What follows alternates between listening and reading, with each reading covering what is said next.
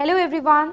आप सबका स्वागत है जोहार एड्यू कैंपस ऐप पे। यहाँ पे हम लोग कवर करने वाले हैं सोशियोलॉजी को। आप लोगों का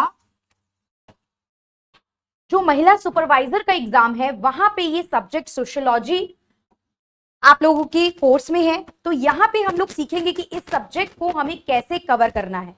जिस तरीके से हम किसी से जब फर्स्ट टाइम मिलते हैं तो पहली मुलाकात में हम हाय हेलो थोड़ी जान पहचान बढ़ाते हैं, तो इसी तरीके से सोशियोलॉजी की अपनी पहली क्लास में हम लोग इस सब्जेक्ट से थोड़ी जान पहचान बढ़ाएंगे और फिर धीरे धीरे with the passage of time आप देखेंगे कि ये सब्जेक्ट आपको बहुत अच्छे से समझ में आने लगेगा।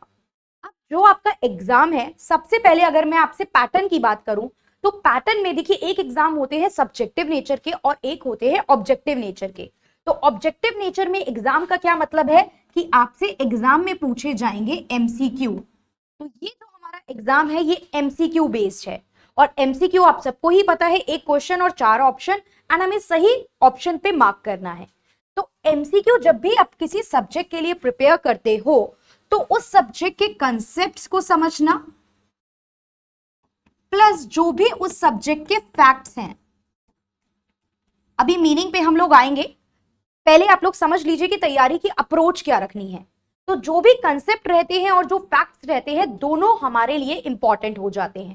कंसेप्ट जैसे कि किसी चीज का क्या मतलब है, जैसे इस पर्टिकुलर वर्ड का मतलब क्या है, ये सब्जेक्ट कैसे आया, इस सब्जेक्ट को हम क्यों पढ़ रहे हैं, इस सब्जेक्ट के क्या क्या आयाम हैं, इस तरीके के बहुत सारे टॉपिक जिनको डिटेल में पढ़ना होता है उसे हम कहते हैं कंसेप्ट।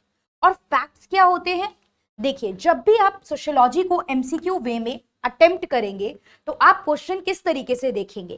क्वेश्चन आ सकता है थ्योरी ऑफ सोसाइटी, अभी नहीं आता होगा आप लोगों को, मैं बस आपसे एग्जाम के क्वेश्चन डिस्कस कर रही हूं कि ये जो थ्योरी ऑफ सुसाइड है, आत्महत्या का सिद्धांत है, ये किसने दिया।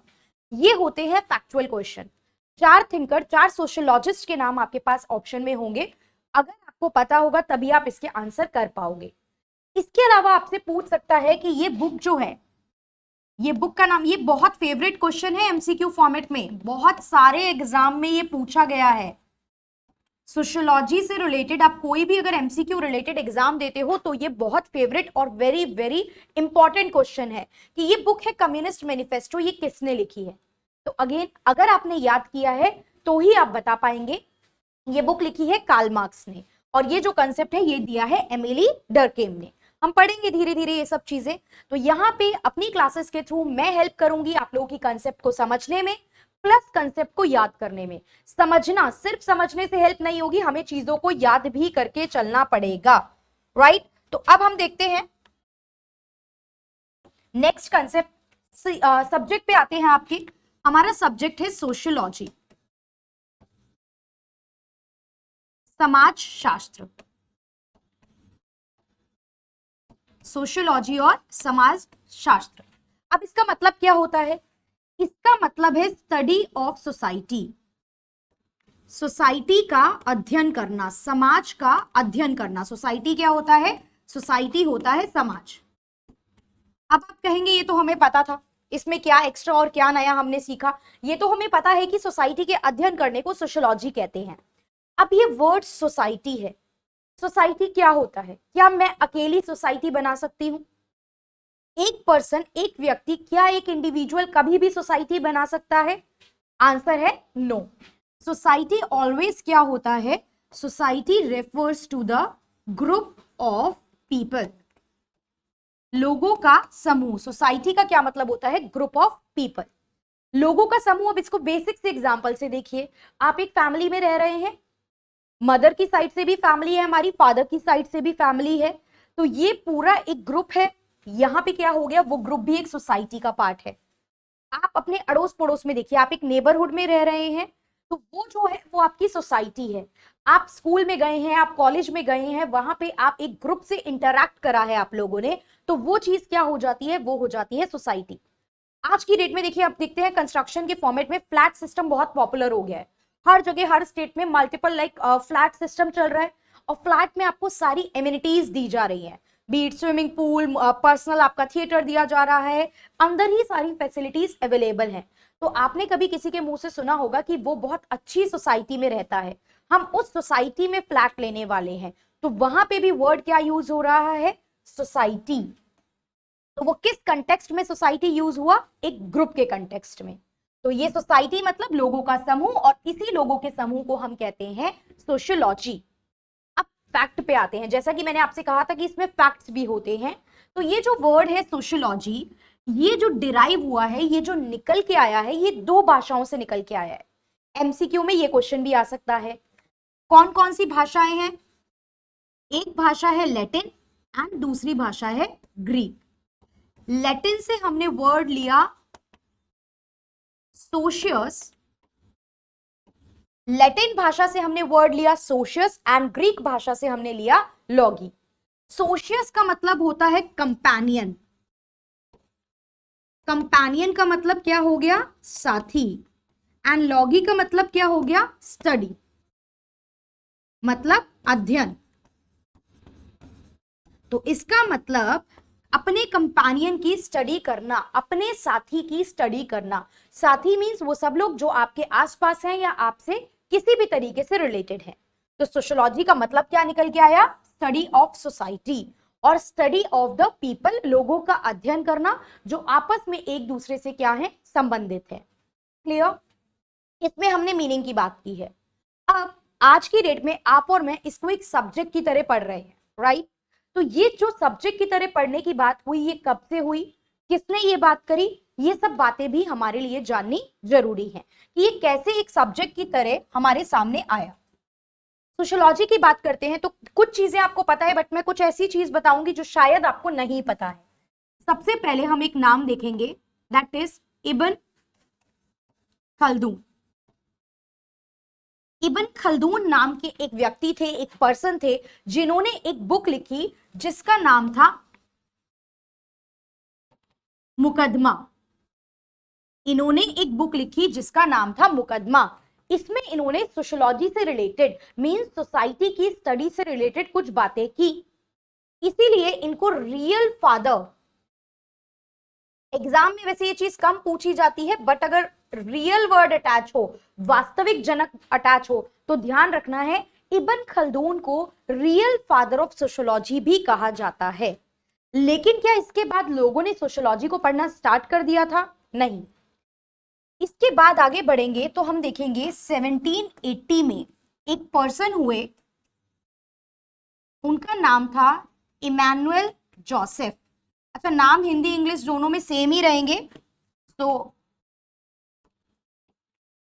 नाम में हम अलग से मेंशन नहीं कर रहे हैं। नाम है इनका इमैनुअल जोसेफ। इमैनुअल जोसेफ नाम के एक पर्सन रहे जिन्होंने 1780 में एक एस्से लिखा जिसमें उन्होंने सोशियोलॉजी की बात की थी, लेकिन जो उनकी मैन्युस्क्रिप्ट थी जिसमें उन्होंने ये बात करी, वो पब्लिश ही नहीं हो पाई। और जब पब्लिश नहीं हुई तो लोगों के बीच में नहीं आई, और लोगों के बीच में नहीं आई तो यहां से सोशियोलॉजी स्टार्ट ही नहीं हुई। फिर बात कहां से स्टार्ट हुई, बात 1838 की है। इससे पहले समाज में बहुत सारे बदलाव आ रहे थे, जिनकी बात मैं अभी आगे आपके साथ करूंगी। एक एक करके सारे बदलाव की बात हम लोग करेंगे। समाज में बहुत सारे बदलाव आ रहे थे, जिसका अध्ययन करने के बाद एक व्यक्ति ने यह देखा कि हमें जो है समाज को सेपरेटली पढ़ना चाहिए। हमें हिस्ट्री में, पॉल साइंस में, मैथ्स में, एस्ट्रोनॉमी में, इन सब में समाज को मिक्स नहीं करना चाहिए। ये अपने आप में एक बहुत कॉम्प्लेक्स और इंपॉर्टेंट टॉपिक है जिसका अलग से अध्ययन करना बहुत ज्यादा जरूरी है। इसीलिए इसको हमें एक सेपरेट सब्जेक्ट बना देना चाहिए। ये कौन थे व्यक्ति, ये व्यक्ति थे हमारे important name in the sociology, that is Auguste Comte. Auguste Comte नाम के ये पर्सन थे। अगस्त कॉम्ट ने क्या बोला कि सोशियोलॉजी को एक सेपरेट सब्जेक्ट के रूप में हमें पढ़ना चाहिए। इन्होंने इसके लिए जो था वो पहले वर्ड यूज करा था सोशल फिजिक्स। ये कह रहे थे कि समाज का अध्ययन होना चाहिए, ठीक है, अध्ययन होगा, एक सब्जेक्ट आना चाहिए, ठीक है, आएगा। उस सब्जेक्ट का नाम क्या रहेगा, इन्होंने नाम दिया सोशल फिजिक्स। बट जब स्टडी की गई, देखा गया, जैसे आज अगर आप कोई कंपनी ओपन करना चाहते हैं तो आप देखते हैं ना मार्केट में उस नेम की कोई और कंपनी रजिस्टर तो नहीं है। सेम कंपनी अगर एग्जिस्ट करती है तो आपकी कंपनी रजिस्टर नहीं हो पाएगी, आपको कुछ ना कुछ नेम में डिफरेंस रखना पड़ेगा। तो जब इन्होंने एग्जैक्टली चीजें चेक करी तो इन्होंने ये पाया कि सोशल फिजिक्स नाम से ऑलरेडी एक पर्सन कुछ चीज पे काम कर रहे हैं। तो उन पर्सन का क्या नाम था? उन पर्सन का नाम था एडोल्फ क्वाटलेट। उन पर्सन का नाम था एडोल्फ क्वाटलेट। ये ऑलरेडी इस सब्जेक्ट पे काम कर रहे थे। तो अब अगस्त कॉम्ट ने जो नेम सोचा था वो नेम ये नहीं रख पाए। क्लियर? जैसे कि ऐसा होता है ना कि घर में जब किसी बेबी का नाम रखना है, हम नाम सोच रहे हैं, नाम माइंड में आए, पता चला ये तो हमारे रिलेटिव में किसी और का भी नेम है, तो सेम नेम तो हम नहीं रखेंगे। तो सिमिलर चीज यहाँ पे ये सेम नेम नहीं रखा गया। तो क्या नेम रखा गया? देन नेम डिराइव किया गया सोशियोलॉजी। नेम डिराइव किया गया सोशियोलॉजी एंड इस तरीके से सोशियोलॉजी एज अ सब्जेक्ट सामने आया। कारण पे अभी जा रहे हैं, वो डिटेल में बात करते हैं। लेकिन सोशियोलॉजी कॉइन किसने किया? सोशियोलॉजी को एज अ सब्जेक्ट किसने इंट्रोड्यूस करा? अगस्त कॉम्ट ने। क्वेश्चन आएगा कौन से ईयर में? 1838 में। और अगस्त कॉम्ट को ही हम लोग क्या कहते हैं? Father of sociology. Father of sociology, समाज शास्त्र के जनक। समाज शास्त्र के जनक भी इन्हें कहा जाता है। किसको? अगस्त कॉम्ट को। ईयर भी इंपॉर्टेंट है। कौन सा ईयर? 1838। क्लियर? ये कुछ बातें थी, अभी अगस्त कॉम्ट पे हम दोबारा आएंगे, इनके बारे में कुछ और बात करेंगे। Auguste Comte father of sociology. पहले सोशल फिजिक्स नाम दिया था, ये भी पूछा जा सकता है।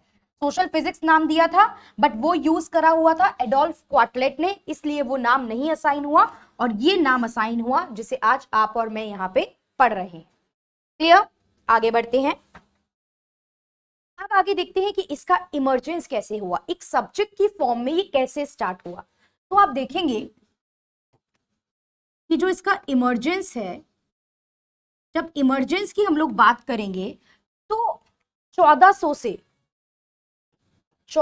से 1800 तक के टाइम पीरियड, क्योंकि सोशियोलॉजी एज अ सब्जेक्ट कब आई? अभी देखा आपने 1838 में। 1400 से 1800 के टाइम में यूरोप का जो समाज था उसमें काफी ज्यादा परिवर्तन आ रहे थे।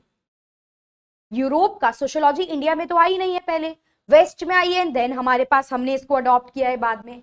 तो यूरोप के समाज में बहुत सारे परिवर्तन आ रहे थे और उसी परिवर्तन का नतीजा ये हमने इसको एक सेपरेट सब्जेक्ट बनाया। क्या क्या चीजें थी वन बाय वन मैं पहले नाम बताती हूँ और फिर हम उनको एक्सप्लेन करेंगे। हम देखेंगे कि एक वर्ड यूज करा जाएगा that is renaissance period. That is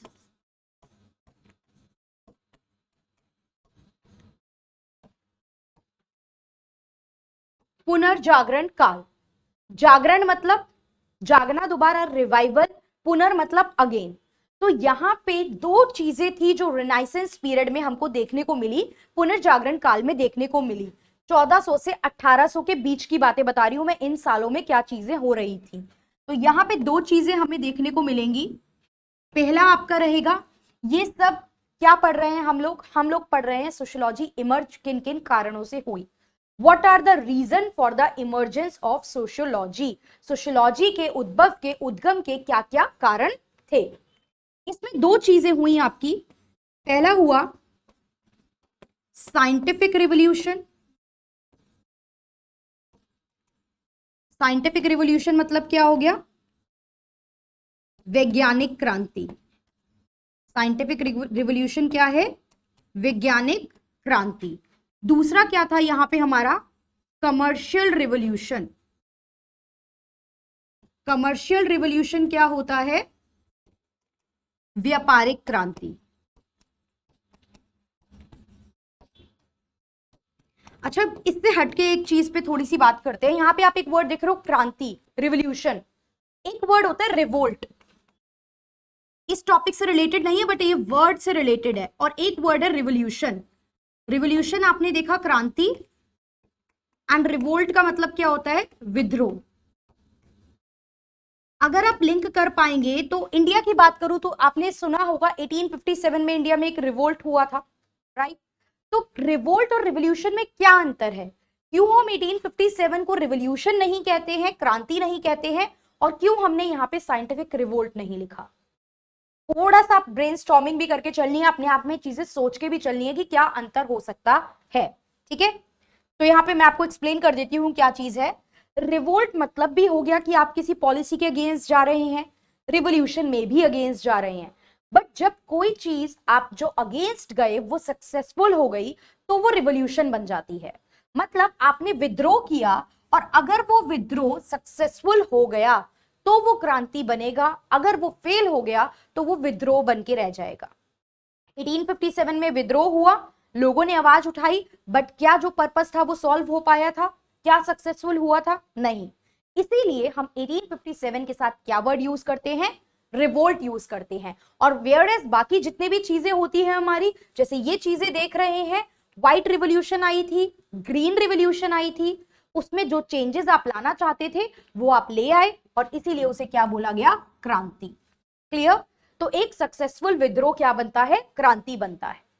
तो ये हमें समझ में आया। अब ये बात देखते हैं कि ये क्या था, साइंटिफिक रिवोल्यूशन। धीरे धीरे सोसाइटी जब चेंज हो रही थी तो लोगों को चीजें समझ में आ रही थी। पहले तो देखो हर चीज आप क्या करते थे, सुपरनैचुरल चीजें रिलीजन से लिंक कर दी जाती थी कि सब जो कर रहा है भगवान कर रहा है, सब चीज भगवान से रिलेटेड है। लोग सोच ही नहीं रहे थे चीजों के लिए कि प्लैनेट कैसे वर्क कर रहे हैं, सन निकल रहा है तो क्या है, क्या सिस्टम है। धीरे धीरे लोगों ने स्टडी करनी स्टार्ट करी, कुछ साइंटिफिक रिजल्ट लेके आए कि ये चीज इस कारण से हो रही है। अब लोग जब बीमार पड़ रहे थे, एक छींक आने पे लोग मंदिरों में, बाबाओं के पास, चर्च में, इस सब जगह नहीं जा रहे थे, लोग डॉक्टर की कंसल्टेशन ले रहे थे, मेडिकल हेल्प ले रहे थे। ठीक है, ऐसा होता है ना, जैसे कई बार कोई बीमार हुआ, सीधा छींक भी आई तो नजर लग गई है तो नजर उतरवाने जाएंगे, डॉक्टर के पास बाद में जाएंगे, दवाइयां बाद में लेंगे, लेकिन पहले नजर उतारेंगे। तो these are the supernatural beliefs. ठीक है, तो ये एग्जिस्ट करते थे सोसाइटी में। यहां पे बोला गया साइंटिफिक रिवोल्यूशन का टाइम आ गया, साइंस ने तरक्की कर ली। और इसी टाइम पीरियड में आप लोग देखेंगे हो क्या रहा था, 1498 में, अगर थोड़ी किसी एग्जाम के लिए हम लोगों ने हिस्ट्री पढ़ी है तो आप देखोगे 1498 में पहले यूरोपियन यानी कि जो पोर्तुगाल से यहाँ पे पोर्तुगीज आए थे, कौन थे वो, क्या नाम था, वास्को डी गामा, इंडिया आए। नेविगेशन टेक्निक इतनी स्ट्रॉन्ग थी कि वो वास्को डी गामा जो थे वाटरवेज के थ्रू इंडिया ट्रैवल करके आए और इंडिया के साथ ट्रेड करना स्टार्ट करा। तो यही टाइम पीरियड के बीच में तो ये चीजें हो रही थी। धीरे धीरे आप क्या कर रहे हो, ट्रेड भी एक्सपेंड कर रहे हो, ट्रेड के नए तरीके आ रहे हैं और उसी के साथ साथ क्या हो रहा है, कमर्शियल रिवोल्यूशन भी आने वाले सालों में हुआ।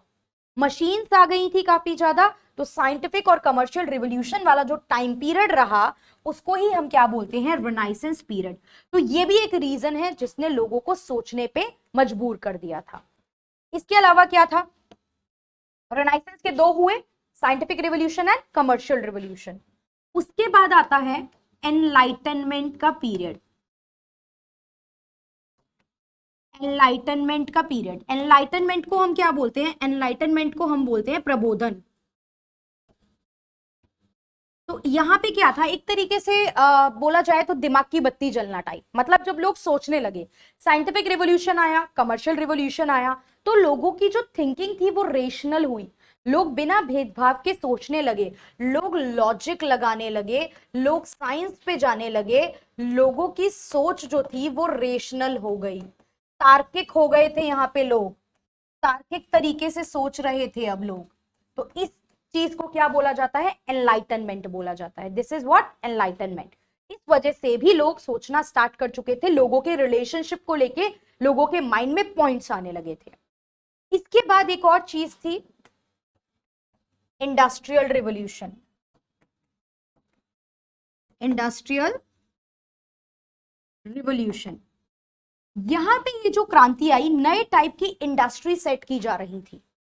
इंडस्ट्री में आप क्या देखते हो, जब भी कोई चीज इंडस्ट्री है इसका मतलब मास प्रोडक्शन है। एक कंपनी को कभी इंडस्ट्री नहीं बोला जाता जब सिमिलर प्रोडक्ट की काफी सारी जो आपकी कंपनी है वो मिल जाती है, तो हम उसे इंडस्ट्री बोलते हैं। शुगर इंडस्ट्री, लेदर इंडस्ट्री, तो ये सब इंडस्ट्री है, मास प्रोडक्शन होता है और थोड़ा टेक्नोलॉजी मतलब मशीनरी वगैरह आप ज्यादा यूज करते हो, तो ये भी रिफॉर्म आ रहा था। और जैसे जैसे इंडस्ट्रीज ज्यादा आई, जब इंडस्ट्रीज ज्यादा आने लगी, अच्छा इंग्लैंड में देखा गया था सबसे पहले ये चीज कि इंडस्ट्री आई तो लोग भाग के शहरों की तरफ भागे, शहरों की तरफ भागे तो लिमिटेड सी जगह में बहुत ज्यादा क्राउड रहने लगा, और बहुत ज्यादा क्राउड की वजह से क्या होने लगा था, सब अपने परिवार को छोड़ के शहरों में आके बस गए क्योंकि काम मिल रहा है इंडस्ट्री में। उस वजह से बर्डन सिटी पे बहुत ज्यादा हो गया था, जिस वजह से साफ सफाई की प्रॉब्लम और ये सब पॉवर्टी ये सब देखने को मिलने लगा। तो इसी के चलते जब इंडस्ट्री आई तो एक पॉइंट और हुआ था कि मिडिल क्लास, जो आपका मध्यम वर्ग था, वो लोग भी इमर्ज हुए। पहले कोई मध्यम वर्ग जैसा कंसेप्ट नहीं हुआ करता था, या तो टॉप क्लास पीपल होंगे जो सोसाइटी में बिल्कुल टॉप हायरार्की में है, उनके अलावा सारे बच गए वो लोअर क्लास में आ गए, जो वर्कर क्लास है, जो वर्कर वाले काम कर रहे थे। डन, ये बात थी। लेकिन इंडस्ट्री के बाद, इंडस्ट्री सेटअप होगी तो क्या होगा, अच्छा पॉइंट माइंड में सोचते हैं। एक जगह इंडस्ट्री लगी, इंडस्ट्री में काम करने के लिए मुझे चाहिए लेबर। अब मेरे शहर के आसपास लेबर नहीं रह रहे हैं, तो आसपास के जो गांव है या दूर दराज से जो गांव है, लोग अपने परिवार को छोड़ के इस कंपनी में काम करने आएंगे। जॉइंट फैमिली न्यूक्लियर फैमिली बन जाएंगी। ये फैमिली जब पढ़ाऊंगी आगे तब भी देखेंगे, जॉइंट फैमिली क्या होंगी, न्यूक्लियर फैमिली बनेंगी। और आपका जो शहर है उस पे बर्डन आ जाएगा, वहां पे ओवर पॉपुलेशन हो जाएगी, तो शहरों में हेल्थ की प्रॉब्लम आएगी, सैनिटेशन की प्रॉब्लम आने लग जाएगी, जिसके साथ डील करना मुश्किल हो जाएगा। एक प्रॉब्लम और आएगी, देखिए प्रॉब्लम्स एसोसिएटेड देखते हैं। हेल्थ की प्रॉब्लम आ जाएगी, एजुकेशन की प्रॉब्लम आ जाएगी, साफ सफाई को लेके प्रॉब्लम आएगी, सैनिटेशन को लेके प्रॉब्लम आएगी कि साफ सफाई कैसे की जाए, ठीक है। इसके साथ साथ क्राइम भी बढ़ेंगे, धीरे धीरे लोग बढ़ने लगे, इंडस्ट्री के लिए काम करने आए, कुछ को काम मिला कुछ को काम नहीं मिला, तो अल्टीमेटली अब पैसा कमाने का जरिया नहीं है, रोजी रोटी नहीं है हमारे पास, तो क्या होगा, उससे क्राइम भी बढ़ेगा। तो ये सब इसके ड्रॉबैक्स हैं। अभी तक क्या क्या देखा हमने इसके रीजंस, अभी एक रीजन और बचा है। इमरजेंस में सबसे पहले हमने देखा रेनाइसेंस पीरियड, पुनः जागरण काल, जिसमें दो चीजें चल रही थी, साइंस बढ़ रही थी और जो व्यवसाय करने के तरीके थे उनमें भी बदलाव आ रहा था। लोग पुरानी चीजों को छोड़ के आगे बढ़ रहे थे, तकनीक की तरफ जा रहे थे, साइंस की तरफ जा रहे थे। इसी सब समय पे आपके जो ये प्लैनेट्स हैं, कौन सेंटर में है, अर्थ रिवॉल्व कर रहा है या सन मूव कर रहा है, ये सब स्टडी भी की गई थी। प्लस बॉडी में ब्लड सर्कुलेट कर रहा है, वो ब्लड पूरी बॉडी को जो है नर्व्स पहुंचा रही है। हार्वे ने ये स्टडी की थी, ब्लड सर्कुलेशन की बात की थी विलियम हार्वे ने। तो ये सब साइंस की तो डिस्कवरी थी जो इस टाइम पे हो रही थी, कि ब्लड सर्कुलेशन की जो बात की थी वो एक पर्सन थे विलियम हार्वे, विलियम हार्वे ने ये बात की थी। तो ये सब अगर देखा जाए इस पीरियड में ये सब डेवलपमेंट हो रही थी, और जब ये लोग ये बात प्रूव कर रहे थे तो बाकी लोग भी इन चीजों को लेके अवेयर हो रहे थे। डन, और क्या रीजन हमने देखे। इसके अलावा ये एनलाइटनमेंट वाला टाइम, जब लोगों ने लॉजिक लगाने स्टार्ट कर दिए चीजों को लेके, देन इंडस्ट्री आ गई, उस वजह से मिडिल क्लास जो थी वो ग्रो कर रही थी। ये सब रीजन थे सोशियोलॉजी के इमर्ज होने के। एंड एक और जो मेजर रीजन था उस पे हम बात करते हैं, वो था मेजर रीजन, एक और देख लेते हैं, दैट वाज फ्रेंच रेवोल्यूशन, फ्रांसीसी क्रांति। नेक्स्ट रीजन जो था वो था फ्रेंच रिवॉल्यूशन, फ्रांसीसी क्रांति। अब देखो सोशियोलॉजी में फ्रांसीसी क्रांति क्यों, इसके कितने कारण, इसके क्या इम्पैक्ट, ये सब तो नहीं पढ़ना है। फ्रांसीसी क्रांति क्यों क्या ये सब नहीं पढ़ना है, बट मैं थोड़ा सा बैकग्राउंड इसका आपको बता के चलूंगी। देखिए इस समय पे हो क्या रहा था, सिर्फ इंडिया की सोसाइटी ही डिवाइडेड नहीं थी। आपको पता होगा वैसे कि इंडिया की जो सोसाइटी है वो 4 पार्ट में डिवाइडेड थी, जिसे वर्ना सिस्टम, जाति सिस्टम और बाद में जाके कास्ट सिस्टम भी कहा गया। क्या क्या थी वो 4 वर्ण, आई होप आप सबके माइंड में आ गए होंगे। इंडियन सोसाइटी के 4 वर्ण क्या क्या थे, टॉप पे थे Brahmin, then Kshatriyas, then Vaishyas, and then Shudras. Vaishyas, Kshatriyas and Brahmins. ब्राह्मण, क्षत्रिय, वैश्य, शूद्र। अब ये सही था या गलत, ये कब आया, आया तो किस आइडियोलॉजी पे आया, वो सब बात आगे कास्ट सिस्टम वाले चैप्टर में करेंगे, जाति जब पढ़ेंगे तब करेंगे। बट इंडियन सोसाइटी इस पार्ट में डिवाइडेड थी, और हम इंडियंस यही बोलते रहते हैं कि हमारी सोसाइटी डिवाइडेड थी, प्रॉब्लम्स थी, इनइक्वालिटीज थी। बट सिर्फ हमारी सोसाइटी में ऐसा नहीं था, बाहर भी ये चीजें एग्जिस्ट कर रही थी। डिवीजन था, क्लास बेस्ड डिवीजन एग्जिस्ट कर रहा था, ग्रुप्स बने हुए थे। अब फ्रांस की अगर हम बात करें, फ्रांस की सोसाइटी की बात करें, तो आप देखोगे कि यहाँ की जो सोसाइटी थी वो कितने पार्ट में डिवाइडेड थी।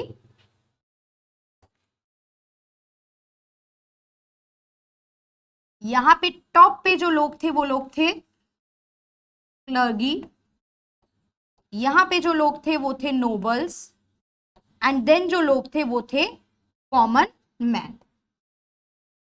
ये सोसाइटी भी देखिए डिवाइडेड है। नाइट्स वगैरह इसी बीच में आते थे, वो नहीं अभी इतना जरूरी है जानना। ये मेजर तीन, ये मान लो प्रीस्ट जो चर्च में पूजा वगैरह कर रहे हैं, ये हाई क्लास फैमिली के लोग हो गए, एंड ये अदर पीपल हो गए। तो सारा बर्डन किस पे आएगा, जो कास्ट हिरार्की में नीचे आता है, जो क्लास हिरार्की में नीचे आता है। ऑब्वियसली बात है, जो ज्यादा पावरफुल है वो कम पावरफुल को क्या करेगा, सप्रेस करेगा, उसे परेशान करेगा। तो जैसे यहाँ पे ब्राह्मण्स जो थे या क्षत्रिय जो अपर कास्ट के लोग थे, वो शूद्रास को परेशान करके रखे हुए थे, उसी तरीके से यहाँ पे जो ये चर्च के पीपल थे, ये कॉमन मैन को परेशान करके रखे हुए थे। कॉमन मैन के पास कोई भी राइट नहीं था, प्रॉपर डेमोक्रेसी ही नहीं थी, वोटिंग राइट तो छोड़ दो। यहाँ पे एक फैक्ट जो आपको देखना है, फ्रांसीसी क्रांति की बात की जाए तो ये क्रांति जो है ये 1789 से शुरू होकर अराउंड 1799 तक चली है। और इस टाइम पे जो फ्रांस के जो राजा थे, जो किंग थे वहां के, वो थे लुइस 16। ठीक है, फ्रेंच रिवॉल्यूशन का ईयर 1789 स्टार्टिंग टाइम था। राजा कौन थे वहां पे उस समय पे, लुइस 16 थे। कितने पार्ट में डिवाइडेड थी, 3 पार्ट में डिवाइडेड थी। यहाँ पे ये चीजें ये ध्यान रखना है। रीजन क्या था कि एकदम से लोग भड़क गए। लोगों के भड़कने का कारण ये था कि पहला कारण मैं बताती हूं आपको कि कॉमन मैन से टैक्स चार्ज किया जा रहा था, जो इंडियंस की भी प्रॉब्लम रही है। लगान लगान लेके आप किसानों को डेप्ट ट्रैप में, उधारी के जाल में फंसा रहे हो, यही चीज यहां थी। कॉमन मैन से 2 टाइप के आप टैक्स ले रहे थे। कॉमन मैन से 2 टाइप के आप टैक्स ले रहे थे, जिसमें से फर्स्ट था टिथ एंड टेल। ये जो टिथ नाम का टैक्स था, ये क्या था, इसमें हम देखेंगे कि ये टैक्स था 1/10 ऑफ द प्रोड्यूस। आपका जो भी उत्पादन है, प्रोड्यूस मतलब हो गया उत्पादन, जो भी आप अपनी खेती में जो उत्पादन कर रहे हो, जितने भी यूनिट्स, जो भी आपका आउटपुट आ रहा है, उस आउटपुट का 1/10 हिस्सा आपको एज अ टैक्स देना पड़ेगा। पहली तो ये चीज थी। दूसरी चीज थी यहाँ पे कि ये टेल नाम का भी एक टैक्स था, इसको भी बढ़ा दिया गया था। ये भी आपको सरकार को पे करना पड़ता था ये टैक्स। तो 2 टाइप के टैक्स लगाए जा रहे हैं, डबल बर्डन हम पे टैक्स का पड़ रहा है, और वो भी हमारे लिए पे करना, एक कॉमन मैन के लिए पे करना मुश्किल हो रहा था। तो सबसे बड़ा लोग गुस्से में इस रीजन से थे। दूसरा, पैसे नहीं थे। पूरी फ्रेंच अगर स्टेट देखा जाए, स्टेट के पास पैसे नहीं थे, क्योंकि स्टेट ने क्या किया था, अमेरिका की रिवॉल्यूशन में अमेरिका को आजाद कराने में मदद करी। अमेरिका को आजाद कराने में आपने मदद करी है, वहां आपका पैसा खर्च हुआ। आपका जो पूरा इतना आलीशान पैलेस आपने बना रखा था, आपका जो पूरा राजमहल बना हुआ था, उसको मेंटेन करने में बहुत खर्चा आता था, क्योंकि आपने इतना बड़ा, वही है हाथी ले तो लो, पालना बड़ा मुश्किल होता है। तो आपने ये महल खड़ा तो कर लिया, लेकिन पैसे के अभाव में उसको मेंटेन करना मुश्किल था, और आपको पैसा चाहिए। तो यहाँ पे इस रीजन से ये टैक्स बढ़ा दिए गए, और यहाँ पे कॉमन मैन जो ऑलरेडी परेशान था, अब जब वो उसे पूरा दबा दोगे तो वो प्रेशर के साथ फट जाएगा। तो इसी तरीके से लोग प्रेशर के साथ फटे, लोगों ने अपने राइट्स की डिमांड करनी स्टार्ट की, डेमोक्रेसी की डिमांड करनी स्टार्ट की, और बहुत लंबी ये रिवॉल्यूशन चली है। जो क्या क्या पॉइंट हुए वो नहीं देखना है, बट रिजल्ट क्या आया, रिजल्ट आया लिबर्टी, इक्वालिटी एंड फ्रेटर्निटी। ठीक है, उदारता देखने को मिली, समानता देखने को मिली, उसके बाद और फ्रेटर्निटी, आपसी भाईचारा। लिबर्टी, इक्वालिटी एंड फ्रेटर्निटी ये इंडिया ने भी क्या करा है, फ्रेंच से ही अडॉप्ट करे हैं। अगर आप भारत का संविधान देखेंगे तो जो हमारा प्रियम्बल है, जो पहला आपका एक तरीके से इनिशियल स्टार्टिंग ऑफ द संविधान है, कॉन्स्टिट्यूशन है, उसमें ये तीनों वर्ड लिखे हुए हैं प्रियम्बल में। लिबर्टी की बात भी की है, इक्वालिटी की भी की है एंड फ्रेटर्निटी की भी की है। तो ये तीनों पिलर गड़ चुके थे किसके बाद, फ्रेंच रिवॉल्यूशन के बाद। लिबर्टी, इक्वालिटी, फ्रेटर्निटी जब एक किसी जगह आ गई है तो धीरे धीरे करके वो बात फैलेगी और लोग अलग अलग जगह इन चीजों की डिमांड करनी स्टार्ट करेंगे। तो फ्रेंच रिवॉल्यूशन ने भी एक इंपॉर्टेंट रोल प्ले करा सोशियोलॉजी को एज अ सब्जेक्ट स्टैब्लिश करने में। इसके बाद क्या समझ में आने लगा, इसके बाद हमें यह समझ में आने लगा कि सोसाइटी में जो भी चीजें हैं वो आपस में संबंधित हैं। यहां पे जितने भी सब्जेक्ट्स हैं ना, अगस्त कॉम्ट ने जब तक 1838 में अलग से सब्जेक्ट नहीं बनाया तब तक समाज के लोगों की बातें, लोगों के बीच के रिलेशन आप दूसरे दूसरे विषयों में पढ़ रहे थे। जैसे कि आप कुछ चीजें पढ़ रहे थे हिस्ट्री में, कुछ पॉलिटी में, लेकिन 1838 में जब सब्जेक्ट बना तो हमने सारी सोशियोलॉजी रिलेटेड पॉइंट को उस पर्टिकुलर सब्जेक्ट में डाल दिया। और बाकी जो सब्जेक्ट हैं आपके वो सोशियोलॉजी से बिल्कुल संबंधित हैं। हिस्ट्री भी संबंधित है, आपने देखा मैंने फ्रेंच रिवॉल्यूशन पढ़ाई, पॉलिटी भी संबंधित है, आप देखोगे मैं आपको कुछ एक्ट लॉ पढ़ाऊंगी, प्रियम्बल की बात करी हमने। इस तरीके से ये सब्जेक्ट इंटर रिलेटेड है। अब आई होप यहां तक चीजें समझ में आई होंगी। हम वापस एक टॉपिक पे आते हैं, एक नाम पे आते हैं जो हमने पढ़ा था।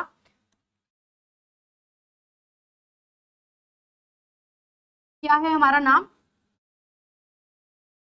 फादर ऑफ सोशियोलॉजी की हमने जो बात करी थी तो हमने किस नाम की बात की थी, अगस्त। देखिए ये क्या थे, ये एक मैथमेटिशियंस थे। पहले ये क्या थे, एक गणितज्ञ थे। धीरे धीरे इन्होंने चीजों की स्टडी की, सोसाइटी को समझा, तब इन्होंने सोसाइटी का अध्ययन करना स्टार्ट करा और इतनी डीपली इन्होंने चीजों का अध्ययन करा कि इन्होंने उसको एक सब्जेक्ट बना दिया। अब इन्होंने जब उसको सब्जेक्ट बनाया तो उसके बाद एक इनकी इंपॉर्टेंट जो थ्योरी रही जो इन्होंने दी वो थी लॉ ऑफ 3 स्टेजेस। क्या थ्योरी थी, लॉ ऑफ 3 स्टेजेस। 3 अवधारणाएं इन्होंने दी। क्या अवधारणा थी वो, वन बाय वन देख लेते हैं। नंबर 1, थियोलॉजिकल यानी कि धार्मिक। अभी एक एक करके इनको समझते हैं। ये 3 जो स्टेजेस थी वो किसने दी थी, वो अगस्त कॉम्ट ने दी थी। इसका क्वेश्चन कैसे आएगा वो भी मैं अभी आप लोगों को साथ के साथ बताऊंगी। थियोलॉजिकल के बाद है मेटाफिजिकल, इसको धार्मिक या आध्यात्मिक कुछ भी बोला जा सकता है। फिजिकल हो गया आपका अमूर्त, एंड देन थर्ड हो गया हमारा साइंटिफिक यानी कि वैज्ञानिक। तो अगस्त कॉम्ट ने क्या बोला था कि आपकी जो सोसाइटी है ना उसका जो डेवलपमेंट हुआ है, सोसाइटी इन कुछ चरणों से, इन कुछ लेवल से होके गुजरी है। ये लेवल उन्होंने आपको दिए हैं, किसने दिए हैं, अगस्त कॉम्ट ने दिए हैं। अगस्त कॉम्ट कौन थे, फादर ऑफ सोशियोलॉजी थे। रियल फादर ऑफ सोशियोलॉजी कौन थे, रियल फादर ऑफ सोशियोलॉजी थे इब्न खल्दून। इब्न खल्दून ने एक किताब लिखी थी जिसका क्या नाम था, इब्न खल्दून की किताब का नाम था मुकदमा। जो अगस्त कॉम्ट ने सोशियोलॉजी को एज अ सब्जेक्ट डिक्लेयर किया था वो कौन से ईयर में किया था, 1838 में किया था। चलिए आते हैं 3 स्टेजेस का क्वेश्चन कैसे आ सकता है। Number 1, law of 3 stages is given by, 4 option आपको दे देगा, अगस्त कॉम्ट दे देगा, Max Weber, Emile Durkheim and XYZ, कोई और नाम दे दिया कुछ भी। आंसर पता है हमें, अगस्त कॉम्ट। इसके अलावा दे देगा law of 3 stages does not include, या तो दे देगा law of 3 stages include theological, metaphysical, scientific and D option हो गया ऑल ऑफ द अबव। सही आंसर क्या है? All of the above. याद दे देगा कि इसमें क्या सम्मिलित नहीं है, डज नॉट इंक्लूड। धार्मिक, अमूर्त, वैज्ञानिक और आपका दे दिया यहाँ पे सांस्कृतिक, कल्चरल, ठीक है, theological, metaphysical, scientific and cultural. तो क्या इंक्लूडेड नहीं है? कल्चरल इंक्लूडेड नहीं है। क्या क्या है हमारे पास? हमारे पास है टी, एम एंड एस। अब ये क्या क्या है देखो। तो अगस्त कॉम्ट ने बोला कि जब भी सोसाइटी हमारी इवॉल्व हुई तो सबसे पहले ये वाला अवधारणा चलती थी, थियोलॉजिकल स्टेज, धार्मिक अवधारणा, जहां पे सारी चीजों को धर्म से लिंक कर रखा था। ये एग्जिस्ट करता है, क्यों करता है? क्योंकि धर्म में लिखा है। कुछ लोग टॉप पे हैं और कुछ लोग सफर कर रहे हैं, कुछ लोगों के पास बहुत कुछ है, कुछ लोग कुछ नहीं ले पा रहे हैं। वो क्यों एग्जिस्ट कर रहा है? क्योंकि धर्म में लिखा हुआ है। तो पहली स्टेज में सारी चीजें किससे लिंक कर दी थी? धर्म से लिंक कर दी थी। तो थियोलॉजिकल हो गया हमारा धार्मिक वाला पार्ट। क्लियर? तो यहाँ पे धर्म के प्रेशर में आके जो इनइक्वालिटी भी हुई ना सोसाइटी में, वो क्यों हुई? क्योंकि धर्म को बेस बना के कुछ लोगों ने पूरा कंट्रोल अपने हाथ में ले लिया एंड आगे तक चीजें पास ऑन नहीं होने दी। पहली स्टेज। दूसरी स्टेज पे आते हैं। अब थोड़ा सा चेंज हुआ, कुछ लोगों में समझ आई, कुछ लोगों ने आवाज उठानी स्टार्ट की चीजों के अगेंस्ट। अब लोग ये समझने लगे कि यार ऐसी भी कोई फोर्स है जो हमें चला रही है। धर्म की तो बात है, बाकी ये जो पानी एग्जिस्ट कर रहा है, ये जो सन एग्जिस्ट कर रहा है, ये जो मून एग्जिस्ट कर रहा है, ये जो ट्री एग्जिस्ट कर रहे हैं, ये भी तो कोई चीज है। तो यहाँ पे लोगों ने मेटाफिजिकल चीजें, यानी कि जो अमूर्त चीजें हैं, यहाँ पे नेचर की टुवर्ड्स मूव करना स्टार्ट करा। यहां पे लोगों ने नेचर के टुवर्ड मूव करना स्टार्ट किया। नेचर में आप देखते हो कि आज भी मतलब अगर देखा जाए तो कुछ धर्मों में हम लोग नेचर को पूजते हैं। चांद की पूजा होती है, सूरज की पूजा होती है, नदियों की पूजा हो रही है, पेड़ पौधों की पूजा हो रही है, सबको एक मतलब हम लोग वर्शिप कर रहे हैं। तो ये कहीं से स्टार्ट हुआ होगा। तो नेचर पे लोगों ने आना स्टार्ट किया कि नेचर कंट्रोल कर रहा है चीजों को, तो थोड़ा नेचर से डर के लोग यहाँ पे रहने लगे। राइट? ये थी second stage, that is metaphysical, यानी कि अमूर्त। उसके बाद आती है हमारी साइंटिफिक स्टेज। साइंटिफिक यानी कि वैज्ञानिक, जब लोगों ने लॉजिक लगाना स्टार्ट करा। आप लोग भी देखो कई बार ऐसा करते होंगे, जैसे कि कई बार घर पे बोला जाता होगा इस पर्टिकुलर डे पे नेल्स नहीं काटने हैं, इस पर्टिकुलर डे पे हेड वॉश नहीं करना है। कुछ कुछ तो मिथ्स हैं, बिल्ली रास्ता काट गई तो आपको क्रॉस नहीं करना है, ठीक है, ये सब भी बातें एग्जिस्ट कर रही हैं। तो ये सब बातें अब आप लोग आज की डेट में लॉजिक पूछते हो ना, आपको कोई भी चीज बताई जाए तो आप सबसे पहले क्या पूछोगे? लॉजिक बताओ पहले, क्यों नहीं करना है। बड़े लोग मना करते हैं हमें ऐसे नहीं करना, ये नहीं करना, क्योंकि अब आप पूछोगे क्यों नहीं करना, हमें लॉजिक दो, क्या साइंटिफिक रीजन है इसके पीछे। तो we ask for the scientific reason. तो ये वो काल था जब साइंटिफिक चीजें लोगों ने पूछनी स्टार्ट कर दी थी, कि चर्च कह रहा है कि ऐसी चीजें हैं, ठीक है, फ्लैट है सब कुछ, जबकि प्रूव हो चुका है कि राउंड है चीजें, जबकि आपका अर्थ राउंड है, ये प्रूव हो चुका है। तो यहाँ पे लोगों ने लॉजिक लगाना स्टार्ट करा और ये इरा था साइंटिफिक इरा। इसी के बाद से मॉडर्निटी वाला और वो जो चेंजेस आएंगे वो इसके बाद से स्टार्ट होंगे। क्लियर? एक कंसेप्ट और आएगा मॉडर्निटी के बाद जो हम पढ़ेंगे, वो टॉपिक रहेगा हमारा modernity and positivism. Modernity and positivism, ये दोनों कंसेप्ट भी किसने दिए हैं? ये कंसेप्ट अगस्त कॉम्ट ने। Positivism is also like scientific thought process, जो आपने यहाँ पे पढ़ा ना, वैज्ञानिक विचारधाराएं। जब आप लॉजिक कर रहे हो, जब आपकी थिंकिंग रेशनल है, बिना किसी भेदभाव के है, तो वो चीज क्या कहलाती है? वो चीज कहलाती है पॉजिटिविज्म। और वो कंसेप्ट भी किसने दिया था? वो कंसेप्ट अगस्त कॉम्ट ने दिया था। क्लियर? 3 स्टेजेस हमें समझ में आई। लॉ ऑफ 3 स्टेजेस क्या थी ये हमने देखी, किसने दी थी ये हमने देखा। साथ साथ एक क्वेश्चन और देख लिया कि अगर आपसे पूछा जाए ये कंसेप्ट किसने दिया, तो ये भी किसने दिया था? ये कंसेप्ट भी अगस्त कॉम्ट ने दिया था। देखिए, जब भी आप सिलेबस देखेंगे, आप इस एग्जाम का सिलेबस देखिए अपना उठा के, या आप सोशियोलॉजी पढ़ रहे हैं तो आप सिलेबस देखेंगे ना, तो थिंकर्स में इनका नाम मेंशन नहीं होता है अगस्त कॉम्ट का।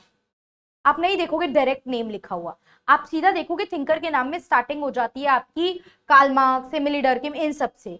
तो अगस्त कॉम्ट क्यों पढ़ रहे हैं हम लोग? आपने देखा ये सब्जेक्ट के जनक हैं, फादर हैं, डायरेक्टली लिखा हो या नहीं, इनके क्वेश्चन बहुत इंपॉर्टेंट है हमारे एग्जाम के लिए। क्लियर? एक चीज और देख लेते हैं अब इनसे रिलेटेड, दैट इज इन्होंने साइंस की एक हिरार्की बनाई है। साइंस की एक हिरार्की इन्होंने बनाई है। हिरार्की मतलब क्या होता है? क्रमबद्ध तरीके से अरेंज करना।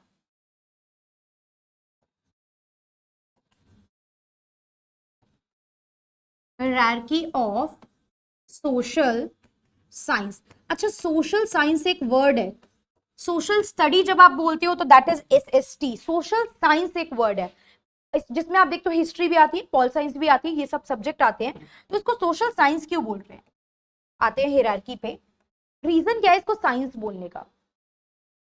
बहुत सिंपल सी बात होती है। जब भी किसी भी वर्ड के साथ आप साइंस लगाते हो, आप कहते हो ये सब्जेक्ट साइंस से रिलेटेड है, तो हम क्यों बोलते हैं? क्योंकि वो सिर्फ हवाई बातें नहीं होती, उन चीजों को हम प्रूव कर सकते हैं। उन चीजों के लिए हमारे पास एविडेंस प्रेजेंट है।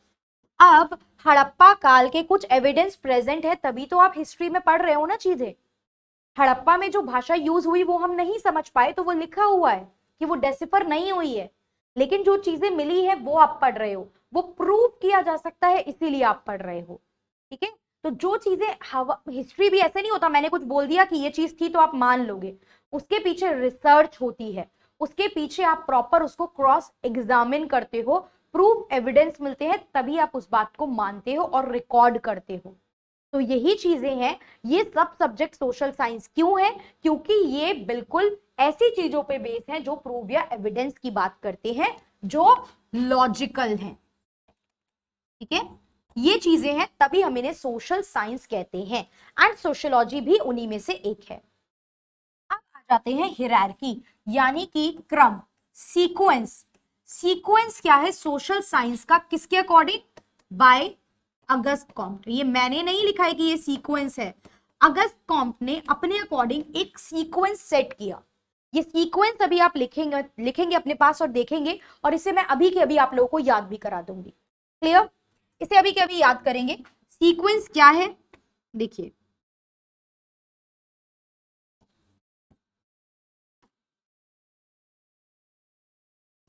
सबसे पहले आएगा मैथमेटिक्स। ये सब्जेक्ट का नेम मैं इंग्लिश में ही लिख रही हूँ, बिकॉज सब्जेक्ट तो कुछ ऐसे मुश्किल नहीं है कि समझ नहीं आएंगे इंग्लिश में। Mathematics, astronomy, physics, chemistry. अब मैं इस ऊपर वाले पार्ट को एक बार इरेज कर देती हूं।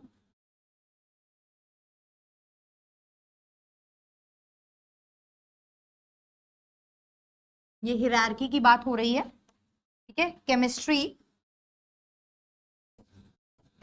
बायोलॉजी एंड सोशियोलॉजी, यहां से ये स्टार्ट है। ठीक है? ये मान के चलेंगे, ये सीक्वेंस है ये। तो क्या सीक्वेंस है? Mathematics, astronomy, physics, chemistry, biology and sociology. अब आपको यहाँ पे क्या ध्यान में रखना है? आप पहले इन सब्जेक्ट के इनिशियल देखिए, M A P C B and S। अब हम इसे याद कैसे करें? इतना कुछ है ऑलरेडी, आज की क्लास में इतना कुछ हमने देख लिया, एंड आगे भी बहुत कुछ पढ़ना है, तो ये चीजें याद कैसे रखी जाए? इसको आप एक थोड़ा सा किस ट्रिक से याद करेंगे? MA करी PC ने बायोलॉजिकल साइंस में, ऐसा मान लीजिए, तो सीक्वेंस याद रहेगा, बिकॉज एग्जाम में क्वेश्चन आता है अगस्त कॉम्ट के अकॉर्डिंग हायरार्की में मैथमेटिक्स के बाद कौन सा सब्जेक्ट आता है? तो मैथमेटिक्स के जस्ट बाद एस्ट्रोनॉमी आता है। सबसे स्टार्टिंग में फर्स्ट लेवल पे उन्होंने किसको रखा? मैथमेटिक्स को रखा। तो MA करी, MA मतलब मास्टर डिग्री हो गई हमारी, PC मतलब प्रियंका चोपड़ा हो गई हमारी, मान के चलते हैं बायोलॉजिकल साइंस में। तो प्रियंका चोपड़ा ने MA कर रखी है बायोलॉजिकल साइंस में, ये मानो। तो MA करी, PC ने बायोलॉजिकल साइंस में। तो M से mathematics, astronomy, Priyanka Chopra, PC याद रखना है हमें, physics and chemistry, biology and sociology. Done? ये सीक्वेंस है। अब आप बोलोगे कि क्या सीक्वेंस नीचे से देखें या ऊपर से देखें? नंबर 1 पे ये है या वो है? क्वेश्चन में क्या पूछेगा, ध्यान से देखेंगे। अब मैथमेटिक्स अगर जनरलिटी की बात करें, साधारण लेवल पे बात करें, जनरलिटी की बात करें कि जनरल चीजें, तो जनरल चीजें जैसे जैसे आप यहां से ऊपर जाते जाओगे जनरलिटी कम होती जाएगी, जनरलिटी डिक्रीज होती जाएगी। अब इसको साधारण बातों में समझाओ, मतलब ये आपने बोल दिया कम हो जाएगी, लेकिन इसका मतलब क्या है अब ये भी तो समझना इंपॉर्टेंट है। देखिए मैथ्स में आपने पढ़ा होगा a प्लस बी का होल स्क्वायर, राइट। मैथ्स अगर आप लोग याद कर पा रहे हो, मैथ्स में आप लोगों ने पढ़ा होगा a प्लस बी का होल स्क्वायर का फॉर्मूला क्या होता था, क्या होता है हमारा formula, A square plus B square plus 2ab। अच्छा अब अगर पढ़ा होगा तो सबको याद आ गया होगा ये, अगर आप लोगों को याद होगा तो ये सबको याद आ गया होगा, और अगर नहीं भी था तो अब मैंने लिख दिया है तो अब सबको याद आ गया है कि ये होता था A square plus B square plus 2ab। क्या किसी ने कोई और फॉर्मूला पढ़ा है इसका, या किसी को, मुझे भी यही पढ़ाया गया, आप सबको भी यही फॉर्मूला पढ़ाया गया होगा। तो मतलब मैथ्स एक जनरल टर्म है, जनरल सब्जेक्ट है, जो एक पर्सन पढ़ रहा है वही सब लोग पढ़ रहे हैं। अब फॉर एग्जाम्पल कुछ चीजों के नियम है जो यहाँ पढ़ाए जा रहे हैं वही हर जगह पढ़ाई जा रहे हैं, ठीक है। तो मैथ्स काफी ज्यादा जनरल सब्जेक्ट है। एस्ट्रोनॉमी उसके बाद थोड़ा सा कम जनरल है। फिजिक्स थोड़ा कम जनरल है, क्योंकि फिजिक्स में देखो अलग अलग लोग अलग अलग एक्सपेरिमेंट करके अलग अलग तरीके के रिजल्ट भी दे देते हैं। समटाइम थ्योरी जनरल एक ही बनती है, लेकिन समटाइम रिजल्ट डिफर करते हैं। तो मैथ्स के कंपैरिजन में कम जनरल है फिजिक्स। और वेयरएज ऊपर जाते जाओगे तो सोशियोलॉजी तो सबसे कम जनरल है। क्यों? क्योंकि सोशियोलॉजी में पर्सन टू पर्सन चीजें वेरी करती हैं। फैमिली की बात लो, कास्ट की बात करो, किनशिप की बात करो, ग्रुप्स की बात करो, वो मेरे से रिलेटेड और आपसे रिलेटेड चीजें बदल जाएंगी। सोशियोलॉजी में हम सोसाइटी की स्टडी कर रहे हैं और सोसाइटी इंसानों से बनती है और इंसानों से रिलेटेड जो चीजें हैं वो चेंज होती रहती हैं। तो जनरलिटी की बात करें, अब क्वेश्चन ध्यान से सुनना और आंसर बताना। On the basis of generality according to Auguste Comte के अनुसार जनरलिटी के बेसिस पे सबसे लीस्ट सब्जेक्ट कौन सा है, सबसे कम जनरल, सबसे कम साधारण विषय कौन सा है जो अगस्त कॉम्ट ने बताए हैं। तो सबसे कम साधारण सोशियोलॉजी, सबसे high general mathematics. Clear? Generality के लेवल में मैथमेटिक्स हो गया सबसे ज्यादा जनरल, सोशियोलॉजी हो गया कम जनरल। तो जैसे जैसे हम लोग ऊपर की तरफ मूव करते जाएंगे जनरलिटी क्या होने लगती है, जनरलिटी कम होने लगती है। डन? ये चीज ध्यान रखनी है। क्वेश्चन वर्ड देके पूछ सकता है कि जनरलिटी के बेसिस पे बताओ या पहले कौन सा आता है या बाद में कौन सा आता है। लास्ट में सोशियोलॉजी जाता है एंड देन ये हमारा सीक्वेंस है। जनरलिटी क्लियर हुआ, सब्जेक्ट की लिस्ट क्लियर हुई। अब इसमें आगे एक पॉइंट और देखते हैं। अगस्त कॉम्ट के हमने क्या क्या पॉइंट देखे ये एक बार लिस्ट कर लेते हैं। अगस्त कॉम्ट से रिगार्डिंग हमने देखा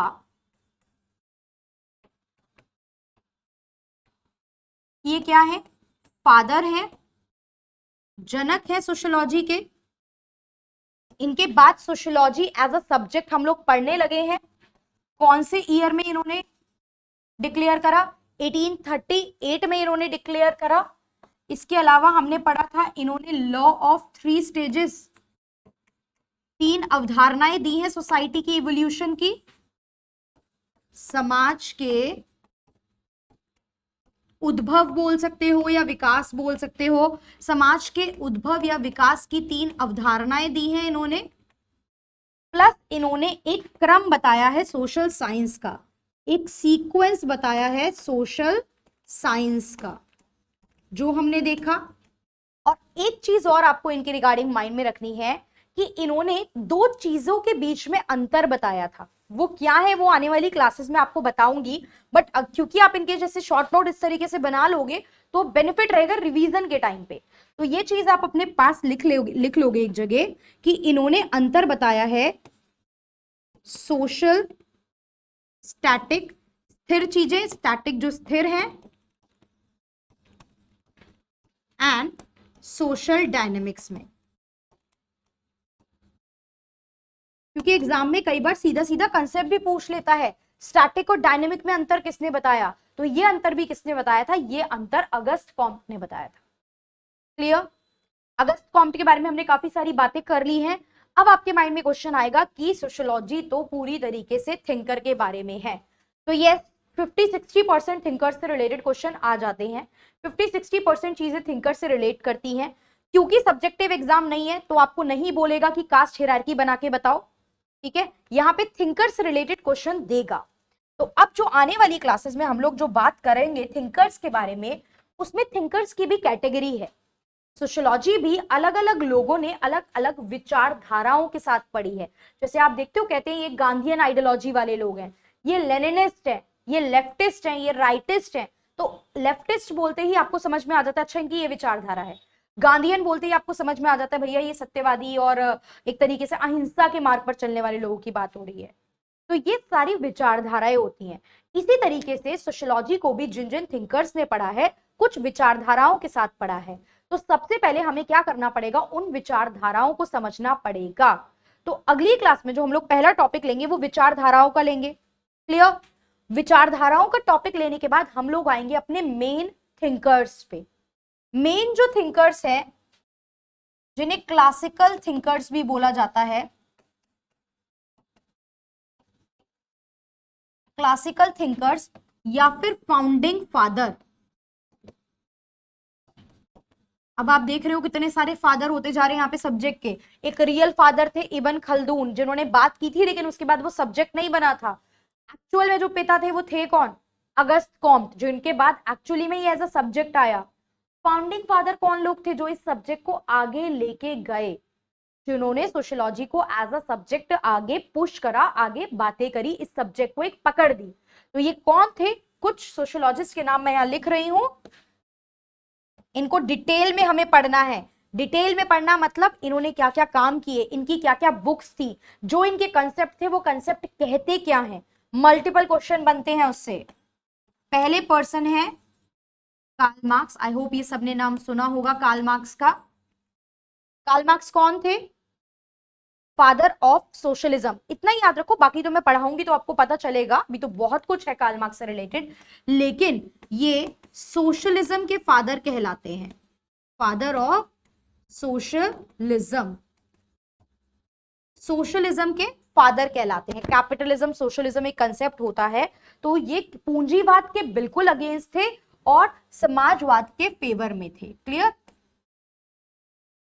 पूंजीवाद के बिल्कुल ये अगेंस्ट थे, कैपिटलिज्म के अगेंस्ट थे और सोशल वेलफेयर की बात यानी सोशलिज्म को क्लियर कट सपोर्ट करते थे। दूसरे जो एक हमारे इंपॉर्टेंट थिंकर और फाउंडिंग फादर हैं वो है Emily डर्किम।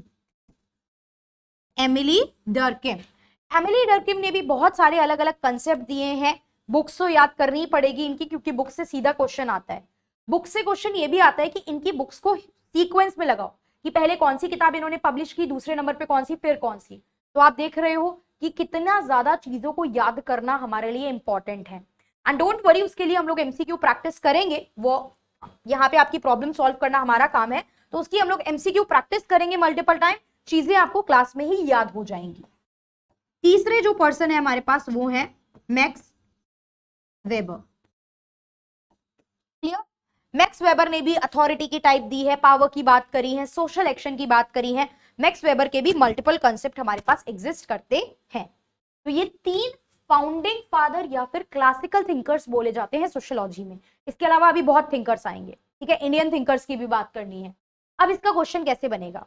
Which of the following is considered to be the founding father of sociology? A. Karl Marx, Emile Durkheim, Max Weber, D. Herbert Spencer. चार नाम दिए हैं, तो ये तीनों फाउंडिंग फादर हैं, हर्बर्ट स्पेंसर फाउंडिंग फादर नहीं है। क्लियर? क्वेश्चन ये भी आ सकता है कि ये कहां कहां से बिलोंग करते थे। जैसे कुछ फ्रेंच से बिलोंग करेंगे, कुछ जर्मन से बिलोंग करेंगे सोशियोलॉजिस्ट, तो कौन सा सोशियोलॉजिस्ट कहां से बिलोंग करता है, ये सब लिस्ट भी हमें बना के चलनी है। Clear? So let us recall, बहुत फास्ट हम लोग रिकॉल कर लेते हैं कि आज हमने क्या क्या पढ़ा। मैं टॉपिक आपको बताती हूं एक बार। पहला टॉपिक जो हमने लिया था पैटर्न की, एग्जाम एमसीक्यू पैटर्न में आने वाले हैं, इस पे हमने बात की थी, राइट? एमसीक्यू पैटर्न में आएगा तो कंसेप्ट और फैक्ट दोनों हमारे लिए इंपॉर्टेंट है। फिर हमने बात की थी कि सोशियोलॉजी होता क्या है। सोशियोलॉजी में हम लोग सोसाइटी की बात करते हैं, समाज की बात करते हैं, और समाज क्या है ये भी हमने देख लिया कि किस तरीके से हम लोग समाज में रह रहे हैं। उसके बाद हमने देखा था कि ये सब जो वर्ड है ये लैटिन और ग्रीक भाषा से आया है, जो ये कहता है कि हम समाज का अपने साथियों का अध्ययन कर रहे हैं। डन। उसके बाद हम लोग आए थे कि ये सब्जेक्ट पे किस किस पर्सन ने आगे डिस्कशन की। तो एक नाम हमने देखा था इब्न खल्दून का, फिर हमने नाम देखा था इमैनुअल जोसेफ का, एंड लास्ट हमने डिटेल में बात करी है अगस्त कॉम्ट के बारे में, अगस्त कॉम्ट के बारे में। इसके अलावा हम लोगों ने एक पॉइंट और देखा जिसमें हम लोगों ने बात करी कि सोशियोलॉजी जो है, ये पॉइंट देखे थे हमने, ये बताया मैंने आपको। उसके बाद हम लोगों ने देखा था कि इसका इमर्जेंस कैसे हुआ, रेनाइसेंस पीरियड की बात कर ली थी, एंड देन एनलाइटनमेंट एंड आपकी इंडस्ट्री में रिवॉल्यूशन हुआ जिस वजह से मिडिल क्लास आई, और किस तरीके से फ्रेंच रिवॉल्यूशन ने भी इंपॉर्टेंट रोल प्ले किया। किस तरीके से ग्रुपिंग थी फ्रेंच रिवॉल्यूशन में, कॉमन मैन से टैक्स चार्ज कर रहे थे क्योंकि आपके पास पैसा नहीं था, आपका पैसा खत्म था, कॉमन मैन ऑलरेडी परेशान थे, और इसके बाद तो और ज्यादा भड़क गए and they start revolting against the government. Democracy की डिमांड स्टार्ट करी, चीजों के लिए लड़ाई लड़ी, 10 साल तक चली, 89 से 99, एंड रिजल्ट रहा liberty, equality and fraternity. Done with this, ये टॉपिक हमने देख लिया। एंड देन हम लोगों ने एक अगस्त कॉम्टे की 3 स्टेजेस की बात करी, धर्म से लेके नेचर से विज्ञान तक आए, धर्म से नेचर से विज्ञान, theological, metaphysical and scientific. Subject की लिस्ट हमने याद करी कि एमए जो है वो करी है किसने, पीसी ने, किसमें, बायोलॉजिकल साइंस में। डन। अगली क्लास में आते ही हम लोग डिवीजन की बात करेंगे कि कितने स्कूल ऑफ थॉट में सोशियोलॉजी बटी हुई है, और फिर हम लोग अपने क्लासिकल थिंकर से आगे बात करेंगे। आपको कोई भी डाउट है तो आप मेंशन कर सकते हैं, सो दैट हम लोग इस पर्टिकुलर चीजों के साथ क्लास में आगे प्रोसीड कर सकें। So that's all for today class. Thank you everyone.